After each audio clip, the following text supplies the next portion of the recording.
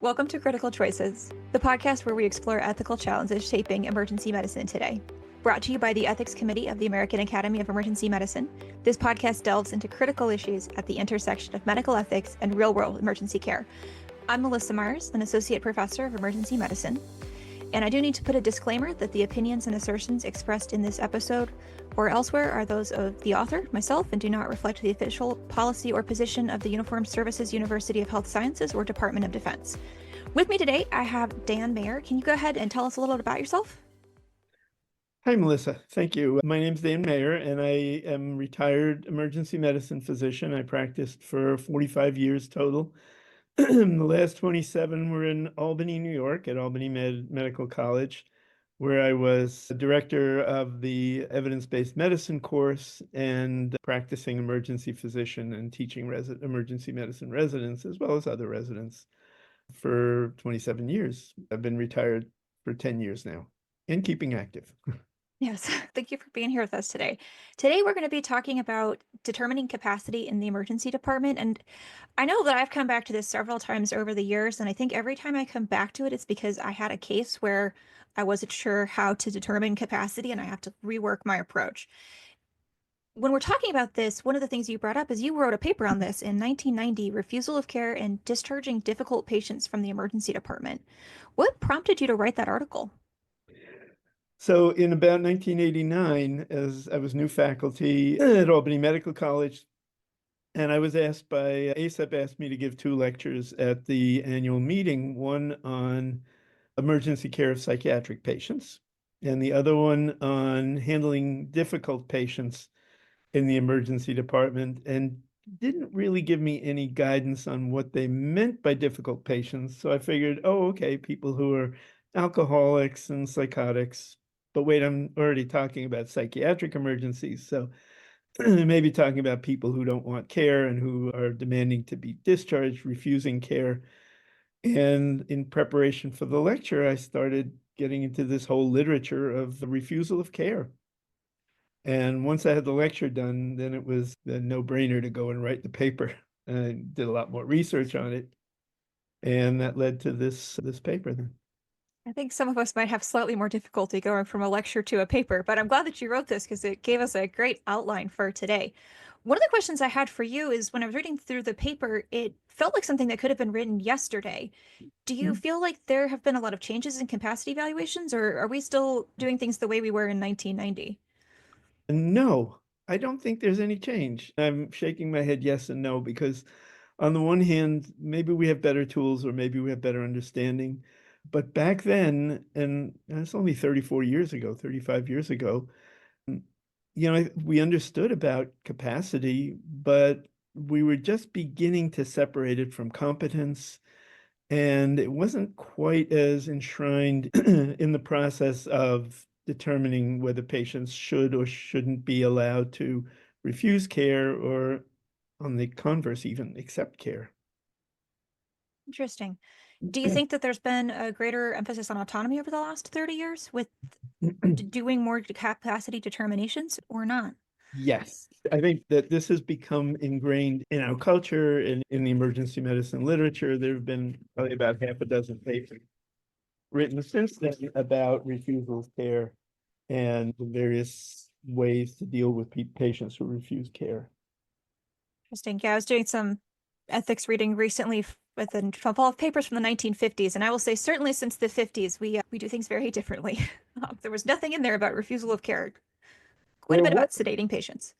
Yes, that's true. Although the first case, the first legal case of this, and the one that's enshrined, I'm looking for the date of it, that enshrined the idea of patient autonomy was Schlorendorf versus I think it was the New York Medical Board or something like that, which was from the early 1900s. And I'm sorry, I should have the date right here on the top of my list of references. And for some reason, it must have gotten put to the back. But it basically goes back that far, that the whole concept of patients being able to refuse care that they feel, for whatever reason, is not in their best interest. And I'm certainly a product of the modern medical system, so I had it ingrained in me during medical school and residency that We absolutely cannot force patients to stay unless, and this is what we're going to talk about today, they don't have the ability to understand the risks of the decision they're making, because that's when we have to balance out autonomy and beneficence. When can't I let this patient go because they don't know the decision they're making and could cause harm without understanding? So you mentioned capacity and competency. Can you tell us what those are and what the differences are between them? So capacity is the ability to make a decision and to have balanced all of the inputs, all of the factors that led to that decision to come to something that is appropriate for the patient. And it's the patient's ability to manipulate that information. And how is that different from competency? You mentioned that as being a legal determination. Yes, competency is something that only a court can decide. And it has to do with whether you're able to handle your business matters or your financial matters or even your daily living matters. You might be placed in a mental hospital if you can't take care of your own daily activities because you're incompetent. And again, that is a legal decision. Psychiatrists, and I'm maybe getting this a little bit mixed up, but basically psychiatrists make that decision when when they decide to involuntarily admit a patient to the hospital, but that only holds for a certain set period of time. I think in New York State it's 72 hours, after which a more formal decision has to be made on the competency of the patient to be able to make their own decisions. Makes sense. I'm certainly not a lawyer. I always separate it into my head as capacity is the temporary one that I do in the ED, and competency is the permanent one that happens in a courtroom somewhere. Yeah. The take-home message is never ask a psychiatrist to determine the competency of a patient in the ED. It doesn't happen. We make the decision of whether a patient is safe to send out for psychotic patients and people with psychiatric illnesses. And then the psychiatrist can determine later whether that extends to this competency issue, which they then have to get a court order for. But we're the ones who do the capacity determination. Sometimes it is hard, and sometimes it requires either a psychiatrist to come and help because, frankly, they have more time to sit and talk to the patient than we do. And some of these conversations could take a long time. And then it is appropriate to ask a psychiatrist to come down. But remember, always ask them to do a capacity assessment. Those are the magic words. That makes sense. Almost always, I know when I go to do a capacity eval, it's because the patient is declining whatever treatment I'm offering them, anything from antibiotics to hospitalization. I don't think most of us do capacity evaluations if the patient agrees with the treatment plan. The one exception to that being informed consent for a surgery or some procedure with morbidity associated with it. When we go to do the capacity, as you mentioned, we often have very limited time constraints and limited information. When we wrote an article, so you and I wrote an article together for Common Sense that should have come out by the time this podcast does, and we talked about doing these limited time capacity evaluations.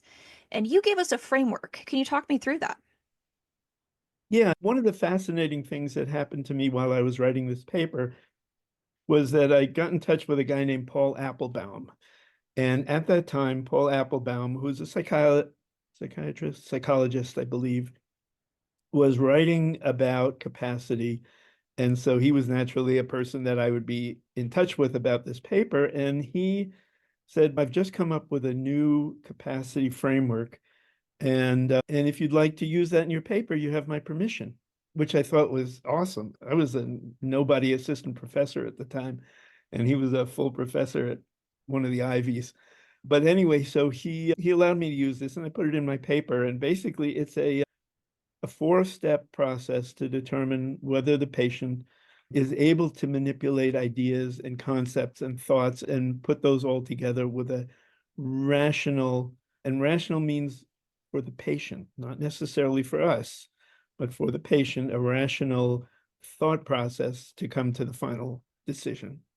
Yeah, I'm so glad you brought that up because I think sometimes without intending it to, our capacity eval may default to do they agree with me? And if they don't, then obviously they don't have capacity. And we're going to talk about a couple of cases in a minute where the patient made a choice that was not the medical recommendation for sure, but it had an internal logic and the patient was making it in accordance with their values and so was demonstrating capacity. Mhm. So I've got a copy of this framework in front of me, and I'm just going to go through a couple of these steps because I think it's probably 4 to 5 questions for most patients, and I think it's a great approach.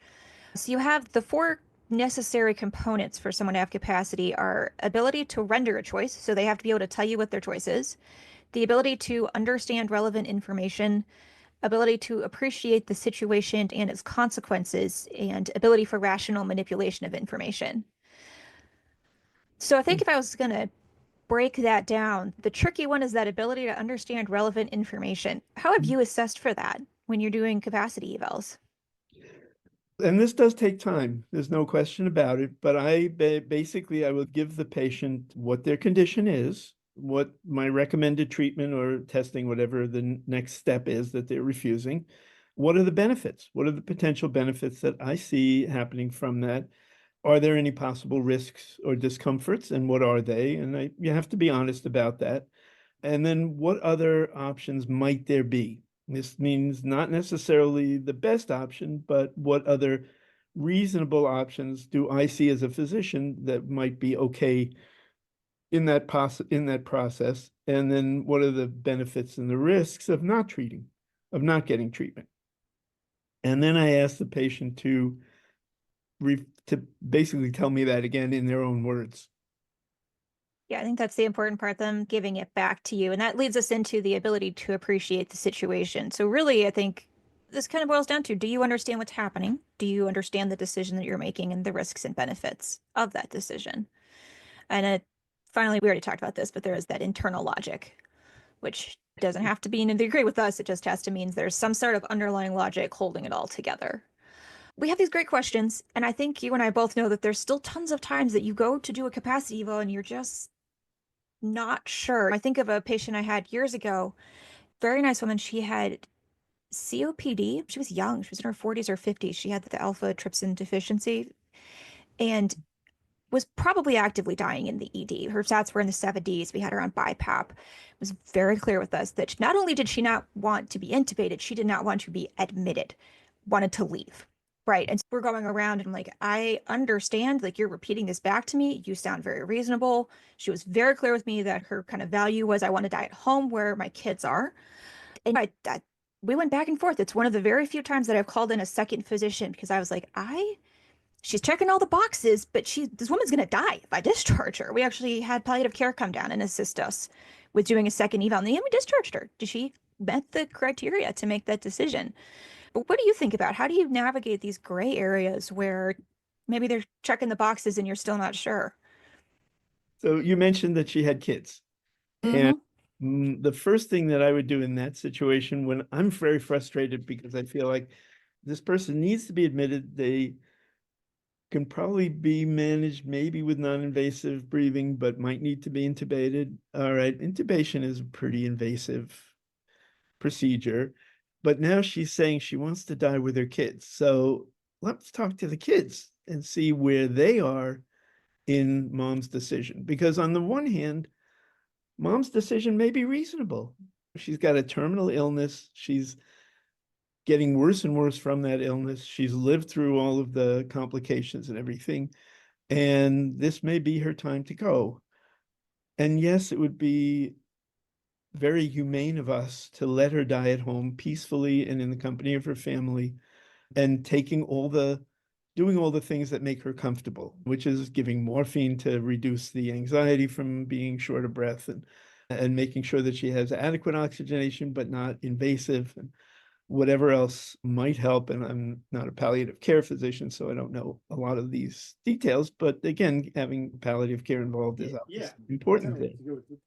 Yeah, it was certainly a difficult case. We definitely got some consultants involved there. And ultimately, I've thought about that case a lot over the years. And I think the longer that I'm out of training, the more comfortable I am with that decision to discharge because I more and more have recognized the importance of the patient's values over mine, which seems Yeah. very obvious and I think is a little harder to actually do than I would like it to be.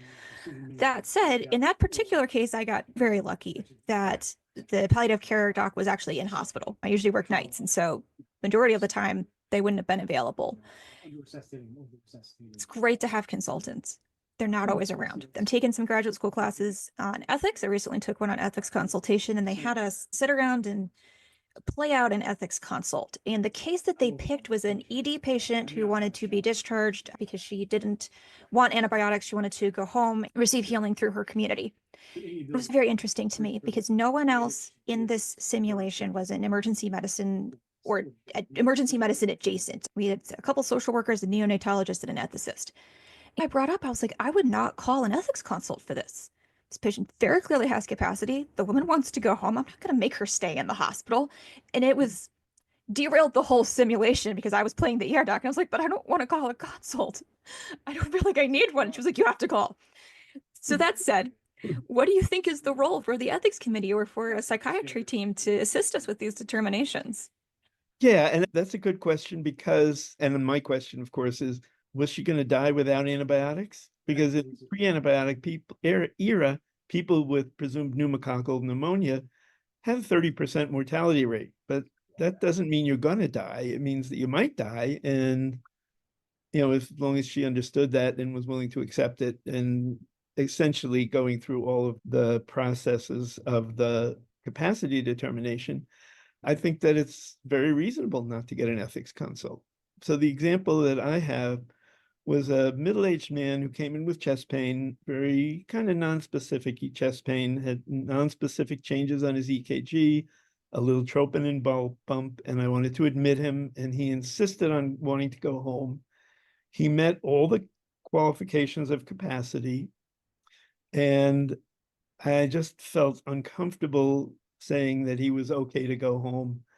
And it was the daytime, and ethics were around, and they were fairly new and wanted to get as many consults as they could get. So I'm not sure how much that fed into my decision, but I did get an ethics consult. They talked to him for about an hour or so, and at the end of the conversation, he agreed to stay and be monitored and have the cardiologist see him and do whatever they needed to do. But it's only like a handful of times that I've had that I have called an ethics consult.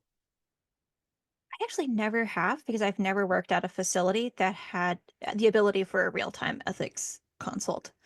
It would have been really nice to have a few times for sure. And it may have helped that we had such an active bioethics program beginning in the late 80s that it was available and freely available, easily available 24 hours a day. They would come in at night if you needed them. So the fact that it was easy to call them may have had something to do with me calling even a handful of times. What about psychiatry? Have you found a role for a psychiatry consultation? I have, and I'm trying to remember the case, but there was a case of it was a psychotic patient who on the surface made sense and was able to go through most of the capacity thing, but there was something that he wasn't quite connecting. And I came down because it was a busy shift. I called psych and they came down to see him. And I said specifically, I'm sorry, there's something bugging me about this guy. I think he might not have capacity, but I can't tell for sure. Can you come down and help me? And they did. And in fact, the first thing the psych consult said was, I'm so glad you told me that you wanted a capacity assessment. We're more than happy to do those. We love doing those. But we're always asked to do a competency determination, and we don't do that. And I said, yeah, I know. And obviously I was somebody I was very friendly with anyway, and then he went and did the capacity assessment and came out after an hour and said, this guy does not have capacity. We're gonna Yeah. have to admit him to the psych ward. And he was a risk, a danger to himself or others.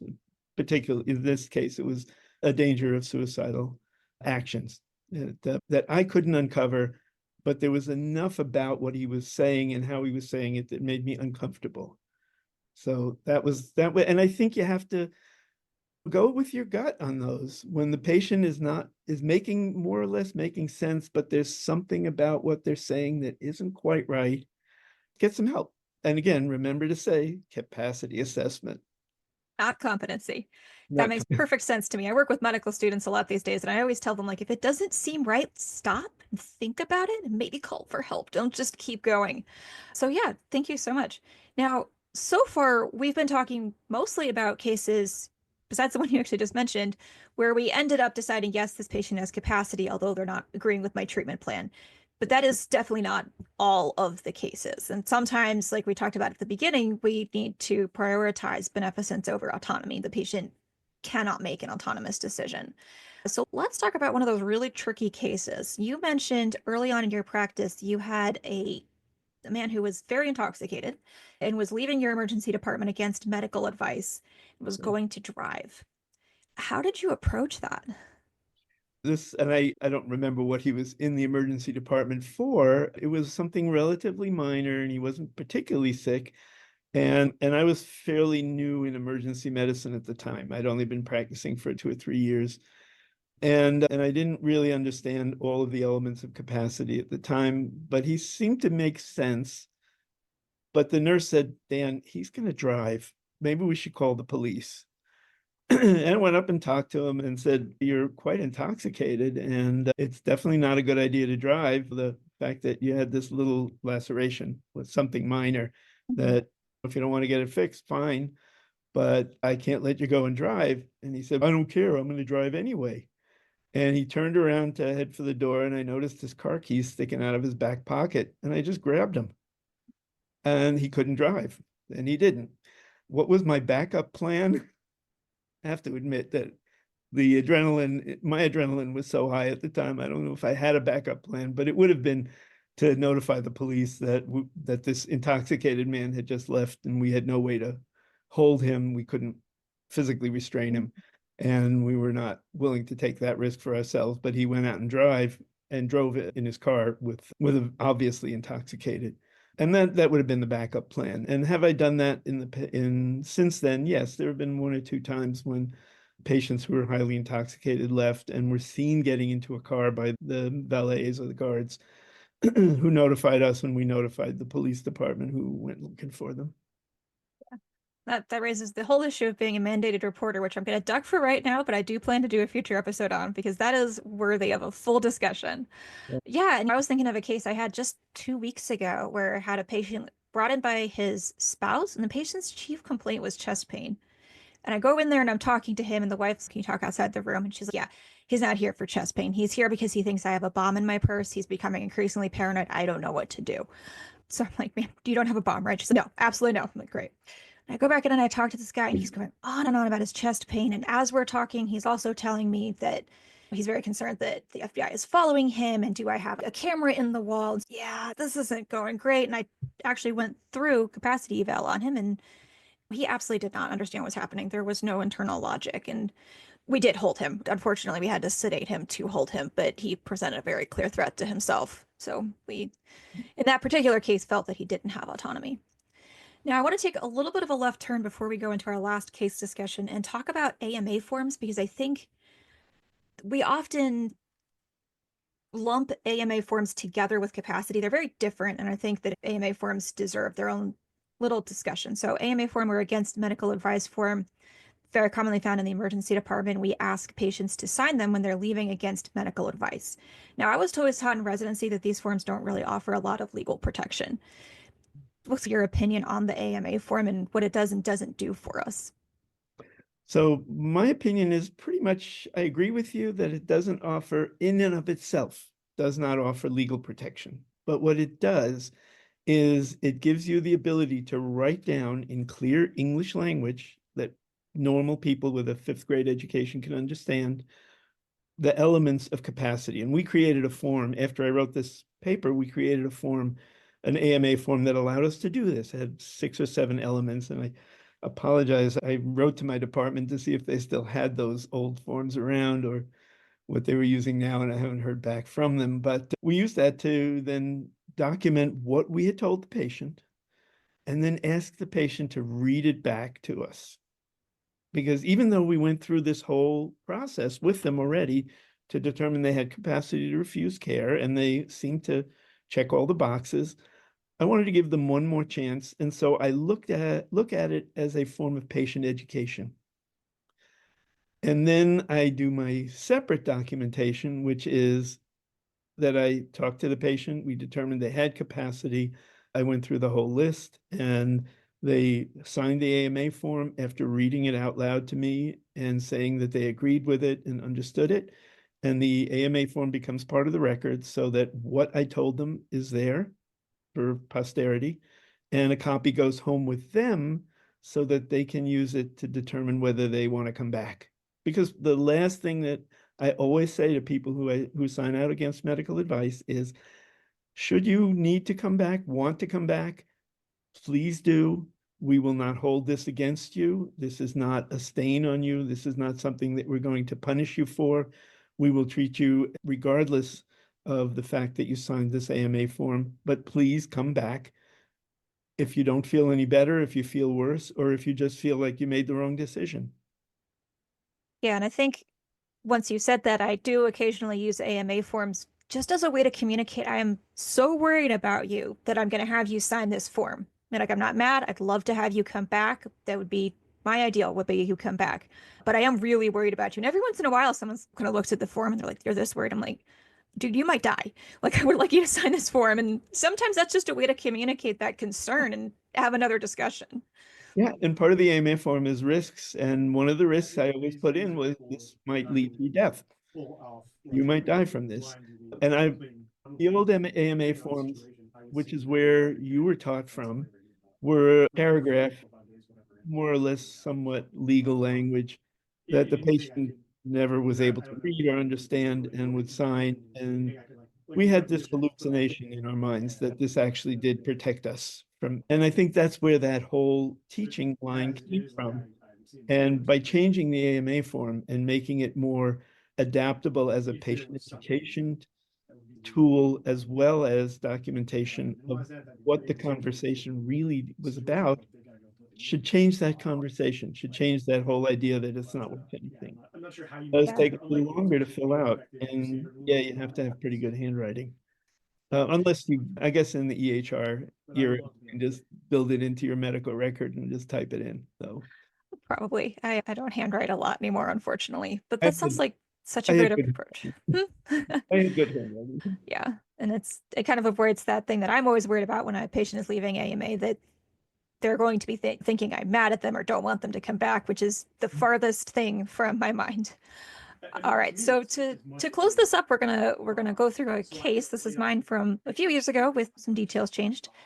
I was working at a really small rural emergency department. So the nearest cath facility is a good 90 minutes away. And this patient came in. He was clearly having an occlusive myocardial infarction, high sensitivity troponin come back at 1200, ischemic changes on the EKG. No doubt on the diagnosis. And I go in and I tell him, you're having a heart attack. We have to transfer you to the big hospital. And the guy says, no. Okay, that was not how I thought that conversation was going to go. How would you approach that? Like go through the capacity assessment and say you realize what you have and that this is not just a possible diagnosis, this is a definitive diagnosis. And there's a very good chance you might die, and an even stronger chance that if you do not die, you'll be left with such severe heart damage that you may be disabled for the rest of your life. Why do you want to take that chance? Yeah, and so in this particular case, I asked the patient, why do you not want me to transfer you? Help me understand what's happening here. I just told you could die. And he explained to me that he was unhoused, he was living out of his car, and his car was at the truck stop right next to the hospital. And so he told me, if you transfer me, my car's going to get stolen. And then I'm not going to have any transport. I'm not going to have any way to get around. I'm going to lose my job. It is worth this risk of dying to move my car. So we went back and forth on this, and ultimately I discharged him and he moved his car and he came back, which made me very uncomfortable, but I was happy that he came back. But it really illustrated to me that importance of figuring out the patient's underlying logic. You know, what a really interesting point from that case for me was I had several young staff members with me who felt very strongly that this patient was suicidal because he was denying transfer. And so have you had that come up where a patient is declining an intervention and staff members are concerned this could be a suicidal intention? It is definitely one of the things that's always in the back of my mind when I'm dealing with those kind of situations, especially when there's a very clear-cut diagnosis that is very likely to be life-threatening, life or health-threatening. What can I say? Most of the time, it's not.